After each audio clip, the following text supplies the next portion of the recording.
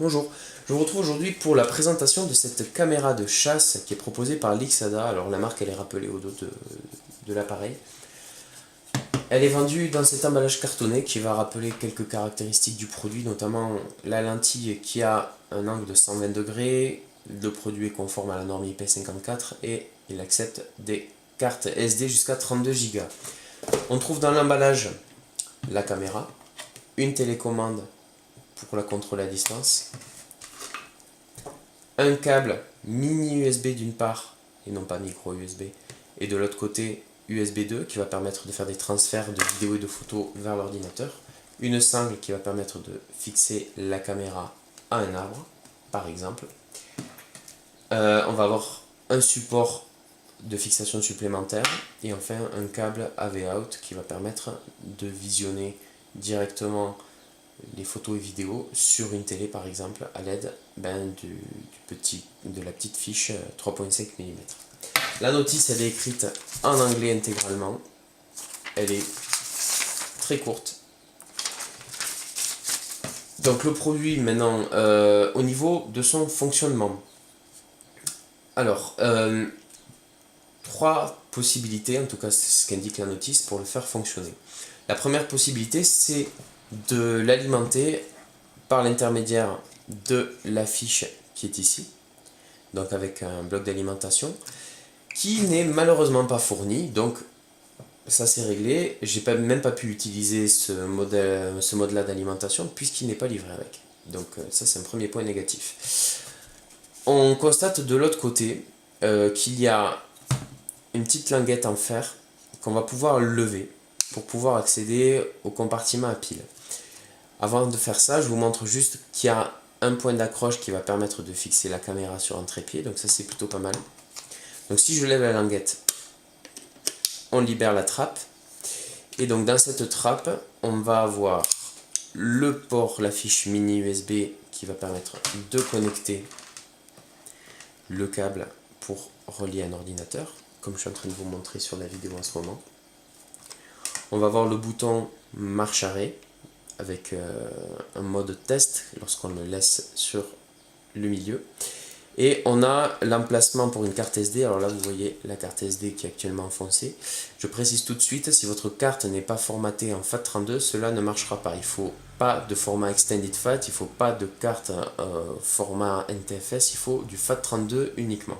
J'ai testé pendant un moment, je ne comprenais pas, ma carte, il y avait toujours un message carte SD error, et en fait j'ai pu résoudre le problème en étant en FAT32. Donc pour libérer le compartiment à pile, on soulève la petite bague en fer, on tire vers soi, et là on découvre dans le rack un emplacement pour pas moins de 8 piles format AA.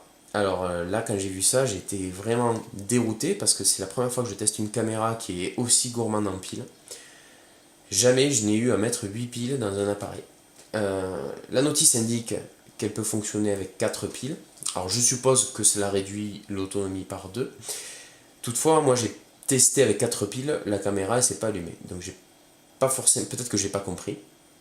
Peut-être que la notice est mal traduite. En tout cas, je n'ai pu le faire fonctionner qu'avec ces 8 piles rechargeables Energizer. Donc en fait, une fois qu'on les a insérées avec le rack, on referme le tout, on s'assure que la carte est à l'intérieur.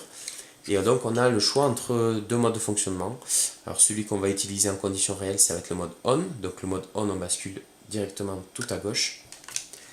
Quand on est en mode on, pour la première fois, on a une LED rouge qui se met à clignoter là pendant 10 secondes.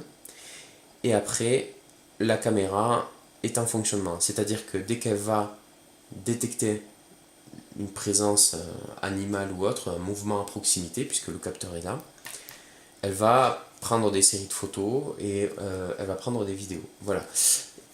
Ici, on a un petit écran LCD. Il ne s'allume pas. Et vous constatez que tout à l'heure, j'ai mis la caméra sur on. Ça, c'est assez déroutant parce que on a l'impression que le produit ne fonctionne pas, alors que la caméra est en marche. Mais de toute évidence, les concepteurs ont décidé que l'écran ne devait pas s'allumer lorsque la caméra était sur on. Par contre, elle s'allume si on passe en mode test Donc le mode test, c'est le mode central. Je vais passer en mode test. Juste je fais un petit zoom histoire que vous voyez entre les différents modes. Là, le mode central c'est test, à droite c'est off et à gauche c'est on. Voilà. Donc là je vais passer en mode, enfin je suis passé en mode test et vous pouvez constater dès que j'ai remis en place la languette que la caméra s'allume. Voilà. Donc on a la caméra qui est fonctionnelle et ce qui est vu à la caméra, là vous voyez mon doigt, est retranscrit sur le petit écran. Voilà. Et donc on peut dès lors prendre des photos avec la télécommande puisque c'est pour s'entraîner. Si j'appuie sur ce bouton, on va prendre des photos. Voilà, et là j'ai pris une première photo. Donc maintenant, qu'est-ce que je peux dire sur ce produit? Alors, je vais être objectif, mais néanmoins critique, puisqu'en fait j'ai été assez déçu par cette caméra de chasse. Alors, les raisons. Tout d'abord, la nécessité d'insérer 8 piles, ce qui me semble énorme. Deuxièmement, la notice qui, à mon sens, n'est pas assez explicite et par ailleurs n'est pas traduite en français. Ensuite, la télécommande. Alors, l'avantage de la télécommande, j'ai envie de dire le seul avantage de la télécommande, c'est qu'elle est fournie avec une pile. Après, on n'a pas la sensation de toucher. Alors, ok, elle est petite, mais on n'a pas la sensation de toucher et on a impérativement besoin d'être très près de la caméra pour pouvoir envoyer des instructions. Et encore, même si on est prêt, des fois, il suffit qu'on soit mal positionné. La photo, si on appuie sur le bouton vert pour prendre la photo, ne va pas forcément se prendre. Des fois, j'ai fait 3-4 tentatives avant de pouvoir prendre une photo. Donc ça, c'est quand même assez problématique. Après, au niveau du capteur, c'est une caméra qui est prévue pour des activités de plein air, pour la chasse. Ok.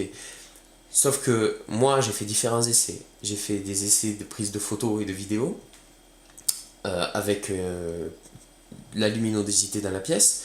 J'ai fait des vidéos dans le noir, j'ai fait des vidéos dans la pénombre. À chaque fois, quand j'ai pris des vidéos, fait des photos, j'ai eu des images très nettement surexposées, avec juste des formes identifiables, mais en aucun cas un rendu photo satisfaisant. Voilà.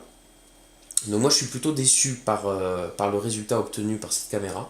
Je ne m'attendais pas à ça pour un produit qui est vendu aux environs de 100 euros. Donc en conclusion, une caméra qui est fournie avec pas mal d'accessoires, mais qui ne me convainc pas de par les fonctionnalités photos et vidéos qui sont proposées. Voilà, j'espère que cette vidéo vous aura intéressé et je vous dis à bientôt. Au revoir.